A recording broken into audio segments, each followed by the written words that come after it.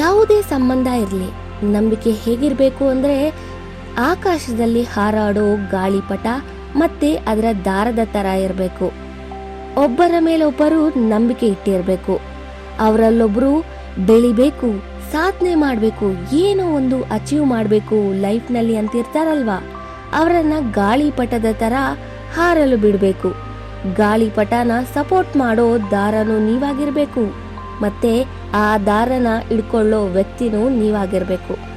ಆಗ ಮಾತ್ರನೇ ಆ ಗಾಳಿಪಟ ಎತ್ತರಕ್ಕೆ ಹಾರೋಕ್ಕೆ ಸಾಧ್ಯ ಆಗೋದು. ತಂದೆ ಮಗ ಆಗಿರ್ಬೋದು, ಗಂಡ ಹೆಂಡತಿ ಆಗಿರ್ಬೋದು, ಅಣ್ಣ ತಂಗಿ ಆಗಿರ್ಬೋದು, ಅಕ್ಕ ತಮ್ಮ ಆಗಿರ್ಬೋದು. ಎಕ್ಸಾಂಪಲ್, ಚೆಸ್ ಚಾಂಪಿಯನ್ ಗುಹೇಶ್ ಮತ್ತೆ ಅವರ ತಂದೆ, ಇನ್ಫೋಸಿಸ್ ನಾರಾಯಣ್ ಮೂರ್ತಿ ಮತ್ತೆ ಸುಧಾಮೂರ್ತಿ. ಕೆಲವೊಂದು ಸಾರಿ ಎತ್ತರಕ್ಕೆ ಹಾರ್ತಾ ಇರಬೇಕಾದ್ರೆ ದಾರ ಕಾಣಿಸೋದೇ ಇಲ್ಲ. ಆಗ ನಮ್ಮ ಮೇಲೆ ನಮಗೆ ಡೌಟ್ ಬಂದ್ಬಿಡುತ್ತೆ, ಅವರು ನಮ್ಮನ್ನ ಬಿಟ್ಟು ಹೋಗ್ತಿದ್ದಾರೇನೋ ಅಂತ.